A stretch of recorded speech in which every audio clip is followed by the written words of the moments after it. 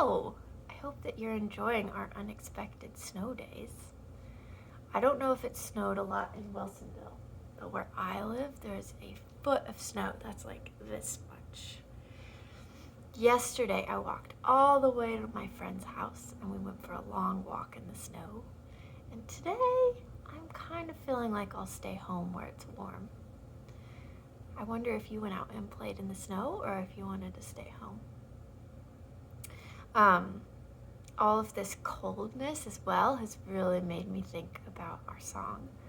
Little Jackie Frost pinched my nose. Little Jackie Frost pinched my toes. So I ran into the house and I shut the door. And that little Jackie Frost couldn't pinch me anymore. Anyway, I have a book that I wanted to share with you today since we're not in school. It's called Little Witch Hazel, A Year in the Forest by Phoebe Wahl. She is the writer, that means she wrote all the words, and she's the illustrator, which means she drew all of the pictures. Kind of impressive. This is actually one of my favorite books, and I can't believe I haven't shared it with you yet. I just found it in a closet that I was cleaning, and so I think that might be why I haven't shared it yet. Spring, the orphaned egg. Oh, I should say this book is divided up into 4 seasons. Spring, summer, autumn, that's another name for fall, winter. Oh, you know autumn, so autumn leaves are falling, falling. Okay, but this is spring. One afternoon, as little Witch Hazel made her way home, she found something peculiar. That means strange. An orphaned egg, the little witch thought.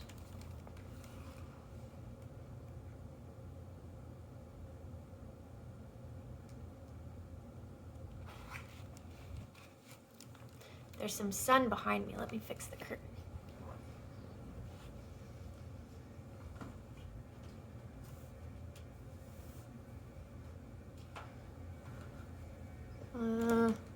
Hopefully that's a little better, but we'll see. It might not be. Okay. This reminds me of when we're in our classroom and we have a hard time seeing because it's so sunny and someone has to go close the blinds. No blinds in my house. All right. After waiting a while to see if anyone would come and claim it, little Witch Hazel decided to roll the egg home.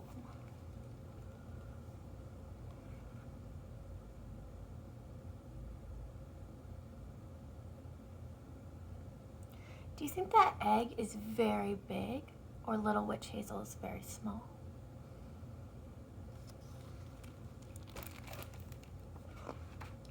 After looking, listening, and a few taps, little Witch Hazel made a nest for the egg by the fire and went to bed.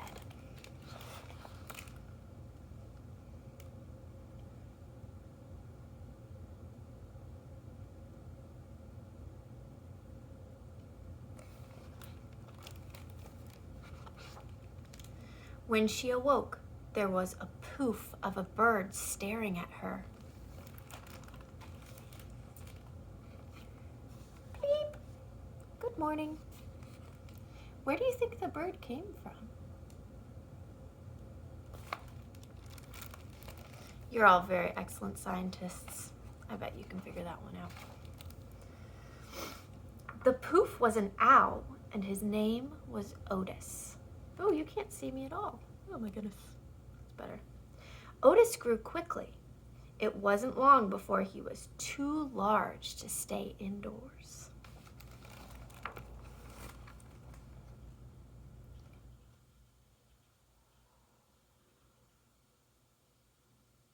I don't know if you can see, but little Witch Hazel is feeding him a worm. That kind of reminds me of when Hala brought worms to our class and we all looked at them on the tables. That was so nice of her. It was much harder for little Witch Hazel to keep an eye on Otis when he lived outside. Very soon, Otis began to experiment with jumps. Can you do a jump? And flaps and glides.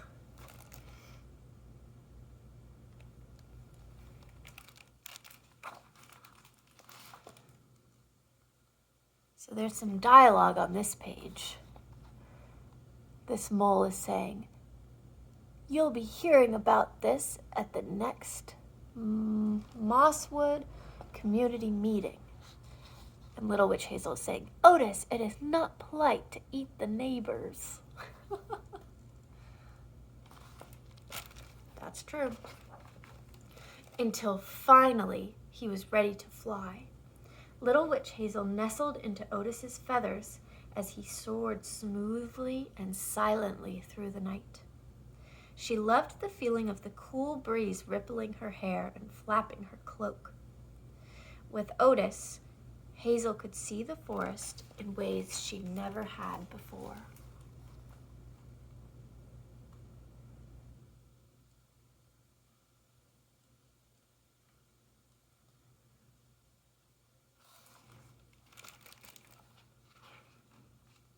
But Little Witch Hazel knew their time together was running out, for Otis was a wild thing who belonged with other owls.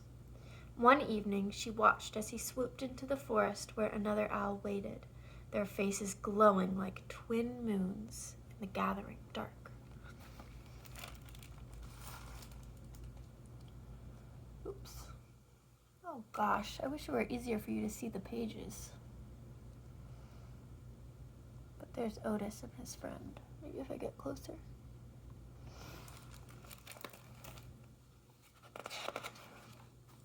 The next morning, when Little Witch Hazel brought Otis's breakfast, he was nowhere to be seen. I wonder how Little Witch Hazel is feeling.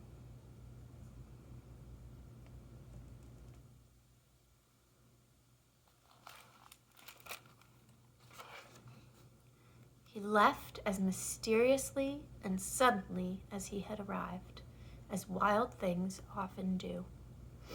So Little Witch Hazel blew a kiss to the sky and hoped that someday they would meet again.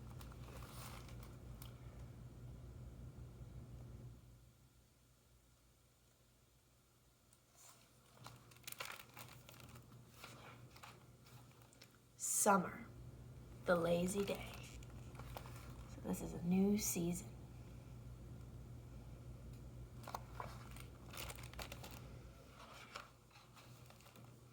It was the most beautiful day of the summer, and Little Witch Hazel was busy.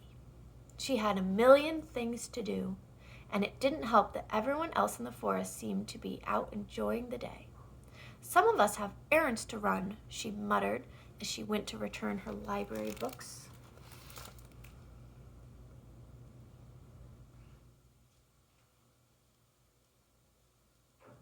Would you rather be relaxing like these people, or busy like Little Witch Hazel? I think yesterday I would have wanted to be busy, and today I want to be relaxing.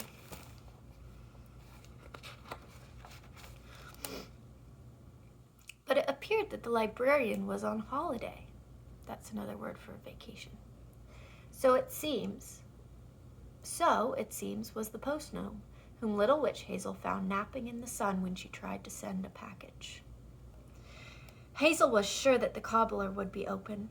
She was always in her shop, and the little witch needed her boots before autumn came. But to her surprise, the cobbler, too, was out for the day. A cobbler, you could probably figure this out from context clues, but a cobbler is a person who makes shoes. There aren't many cobblers anymore in our world because most shoes are made in a factory. With a sigh, Little Witch Hazel headed off on her next errand. Thimbleberries needed picking, and they, at least, would not be taking a day off. As she picked, a boat full of elves bobbed past on the nearby stream. "Hop aboard," one of them called. I don't have time, Hazel replied grumpily. Was she the only one in the whole forest who wasn't relaxing?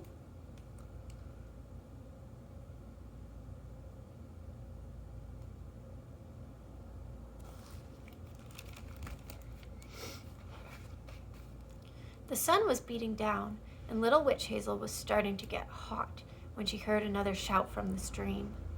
This time it was Wendell and Nadine. Join us, they called. The little witch looked at the clear, cool, bubbling water. I really shouldn't. She looked at her friends' smiling faces. Can you do a smiling face?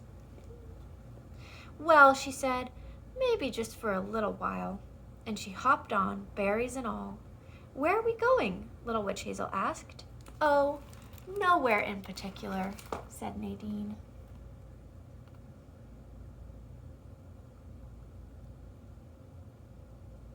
Would you get on their boat, or would you keep picking berries? I think I would get on the boat. The stream opened out into a pond, and Wendell, who was an accomplished sailor, steered their raft into the open water. Other small boats emerged to bob alongside their own, all full of chattering creatures enjoying the summer day. Don't any of them have things to do? Little Witch Hazel wondered. Oh, I'm sure of it, Wendell replied, but nothing that can't wait until tomorrow. Sometimes it's good to take a rest.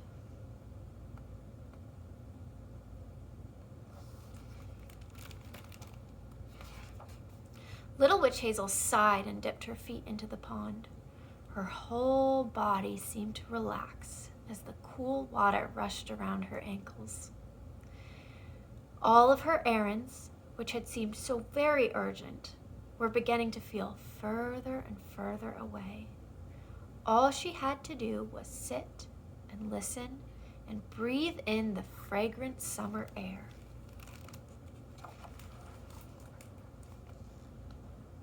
That looks relaxing. Fragrant means that it has a strong smell, usually a good smell. I wonder what the summer air smelled like to her. Maybe like clean water and trees, maybe berries.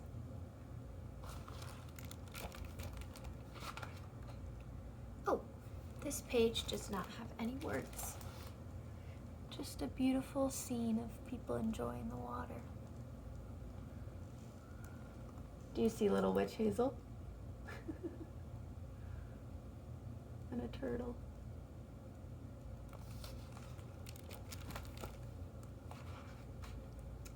As dusk fell, a faint tune wafted across the breeze.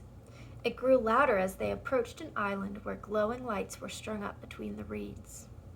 A band was playing, and from their boats, beasts of all shapes and sizes danced and clapped and sang along. Ooh boy. This looks like fun to me.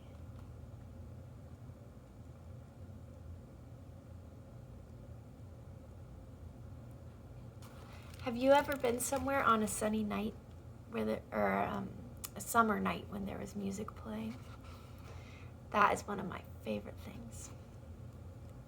The friends were getting hungry, so Wendell dropped anchor and they shared a picnic supper while the band played. Nadine unwrapped her tea cakes, Wendell bartered with a nearby gnome for some cheese, and Little Witch Hazel shared her berries.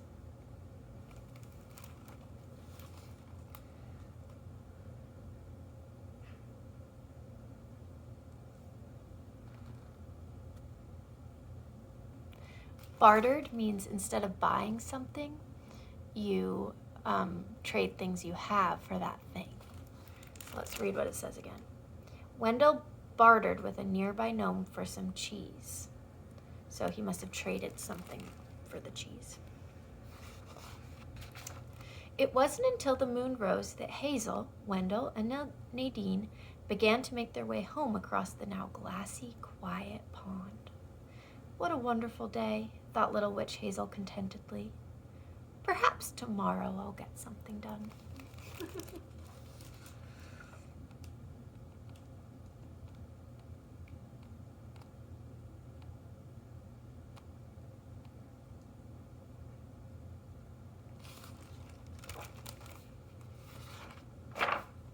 Autumn, the haunted stump.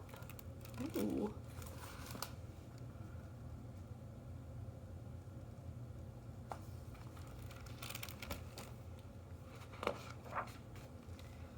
Oh. Little Witch Hazel was working in her garden when she first heard the noise. It was the kind of noise that sent prickles through your whiskers and chilled you right down to your boots. Towering toadstools, thought Little Witch Hazel, a shiver running down her spine. Whatever could that be?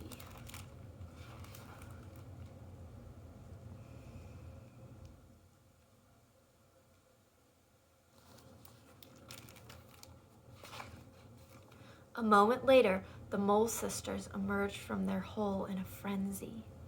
"Oh, Little Witch, did you hear that noise?" the sisters cried. "It sounds like the laugh of a hobgoblin robber," squeaked the moles, wringing their paws. "The kind who might steal our collection of rubies, or our stashes of stones, or our caches of geodes." Scream! "Well," said Hazel, feeling a bit braver now that she had company, "there's only one way to find out." Here are the moles. This is the hobgoblin that they're imagining. Here's Little Witch Hazel.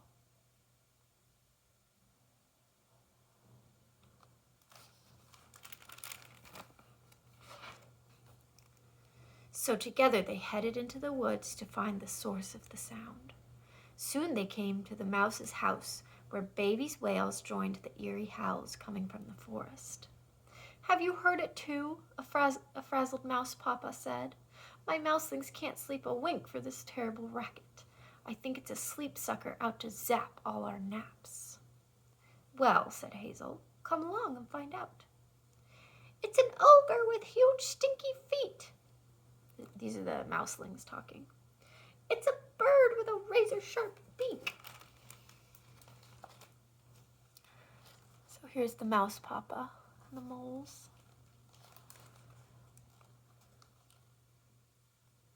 So this is what Mouse Papa thinks it is. And, dropping the book. This is what the mouselings think it is. What do you think the sound is? So together, Little Witch Hazel, the Mole Sisters, Mouse Papa, and his mouselings headed farther into the forest. Kee-gow! Oops.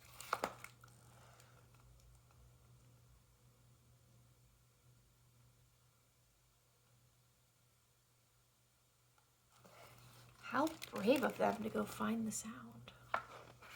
I don't know if I would do that. Soon they came across Newt, who was trying to hide under a log.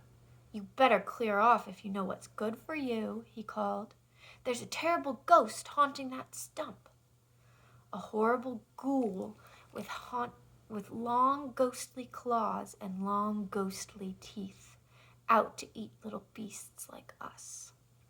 Little Witch Hazel, the Mole Sisters, Mouse Papa, and the Mouselings, and Newt all turned to the nearby stump. Sure enough, another howling, yowling, bellowing wail came from within. "Oh!" Let's look. Where's Newt? Oh, there's Newt. And there's the stump. Little Witch Hazel's heartbeat quickened as she approached the stump. As she grew closer, the noise grew louder. "Oh!" Hobgoblins and sleep suckers, birds, ogres, and ghosts swirled inside her mind until finally, with a burst of bravery, Little Witch Hazel flung open the door to find...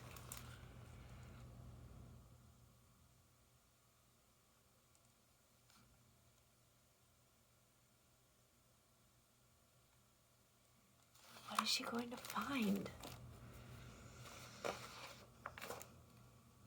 The tiniest troll she had ever seen. "Oh, hello," said Little Witch Hazel. The noise stopped as the tiny troll stared at the little witch in surprise.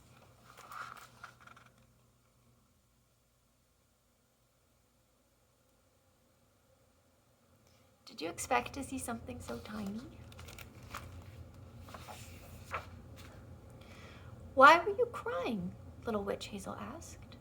I'm new to town, and I have no one to share my supper with, the tiny troll whispered. I see, said the little witch. Well, in that case, I think we can help.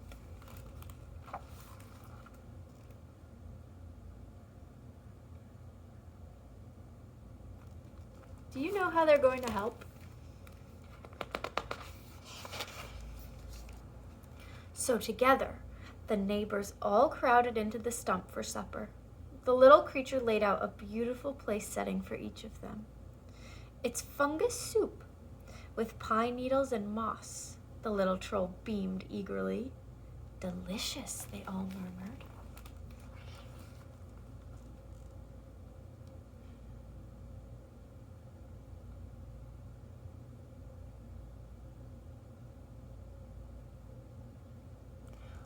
I made some soup last night, but it did not have fungus or pine needles or moss in it. It had potatoes and kale. By the time supper was over, the old stump felt warm and full, and everyone was yawning happily. Next time you're lonely, just come over and knock, Hazel offered, and the tiny troll smiled. And so, with calls of thank you and good night, Little Witch Hazel, the Mole Sisters, Mouse Papa, the Sleepy Mouselings, and Newt all headed home through the still and silent forest, content with the knowledge that they had made a new friend.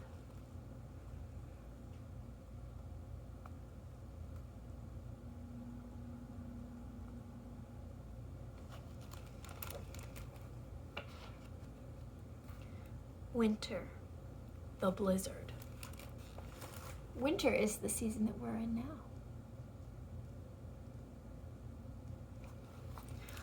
On Monday, when we go back to school, I'm going to teach you a new song about winter that I learned yesterday. Or I used to sing it when I was a child at my preschool, but I'd forgotten it. And yesterday I looked up all the words and learned it again. So we're going to learn it on Monday. If I forget, which you know I forget things a lot, you should remind me. One crisp winter morning, Little Witch Hazel smelled a certain something in the air. It made her nose tingle. The sky was a dusty shade of peach, and the frozen ground crackled under her boots. What a beautiful day to be out and about, she thought.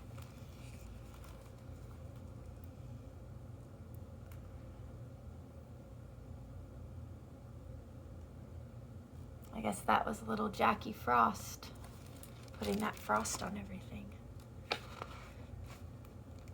First on her rounds were the chipmunks.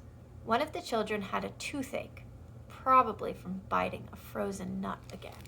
Let me show you just this page. She's saying, next time you dig up an acorn, let it thaw first.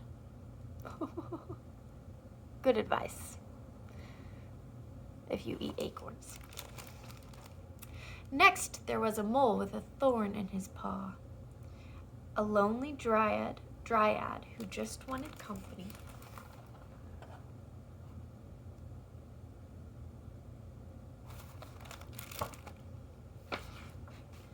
And a crow with a frog in its throat.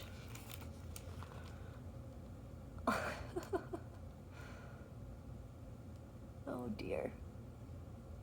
I forget who it was, but I was talking to one of you a few weeks ago, and I said, oh, sorry, I have a frog in my throat. And that person had never heard that expression before, and so I explained it. But a frog in your throat, it doesn't mean you have a real frog in your throat.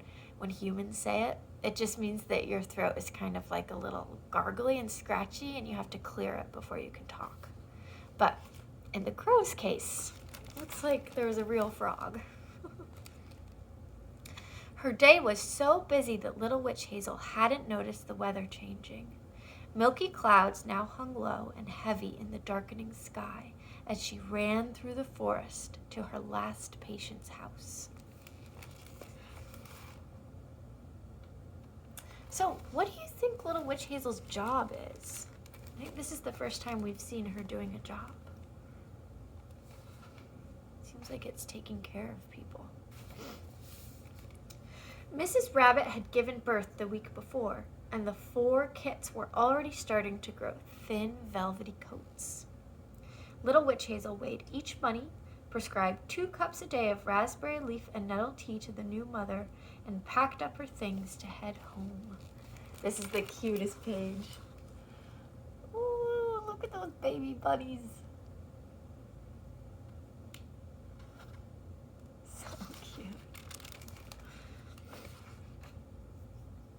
The warm glow of the rabbits' windows had just faded from view when the first flakes began to fall.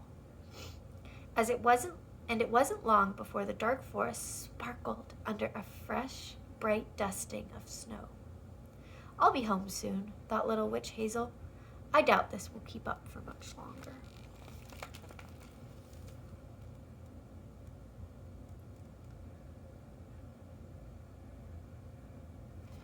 This kind of reminds me of what happened in our part of Oregon this week. It started to snow a little bit. Do you remember on Wednesday afternoon when we were at school?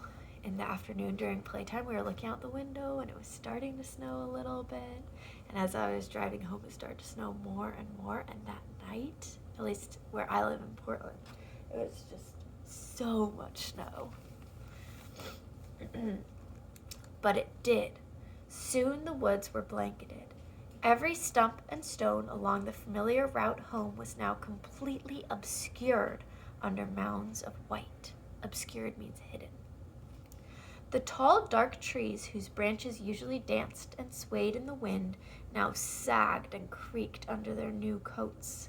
Little Witch Hazel shivered. Just keep to the path, she told herself. You can't be far from home now.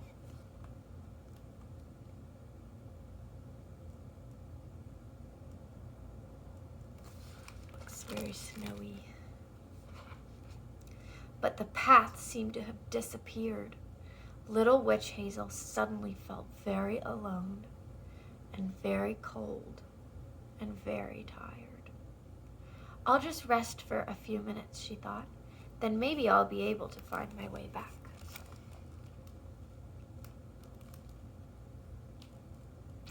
How do you think Little Witch Hazel is feeling?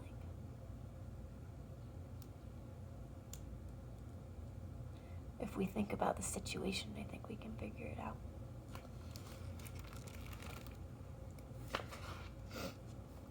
Then suddenly, just as she had begun to curl up and close her eyes, a huge, tawny shaped swooped out of the swirling sky and picked her up.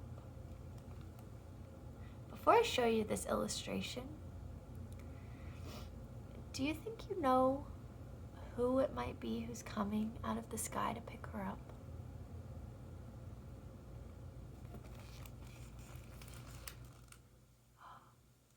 Any ideas?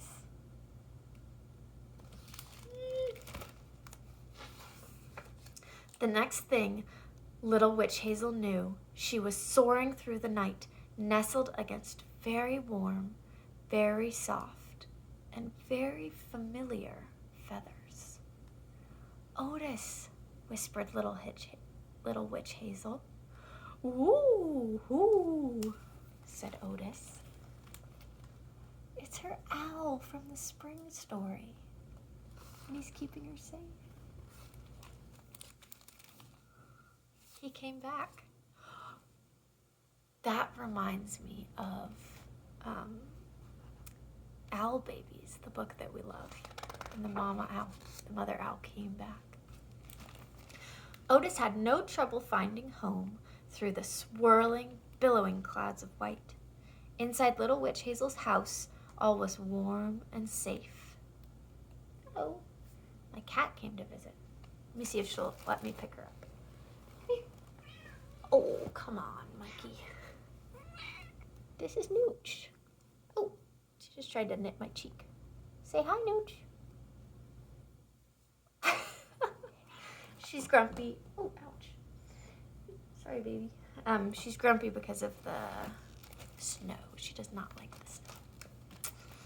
She's kind of picky. Okay.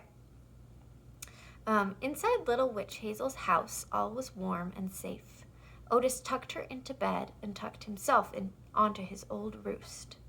Then they both slept soundly through the cold winter night.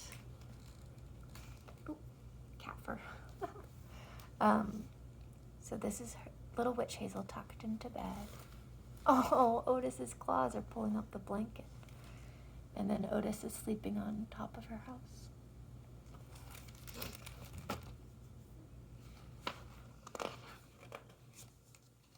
The end. That was Little Witch Hazel, A Year in the Forest by Phoebe Wahl. Well, I hope you enjoyed that story, and I hope that you're having a fun day, whether you're staying inside or going out in the snow, if there's still snow down there. All right, I'll see you on Monday. Bye.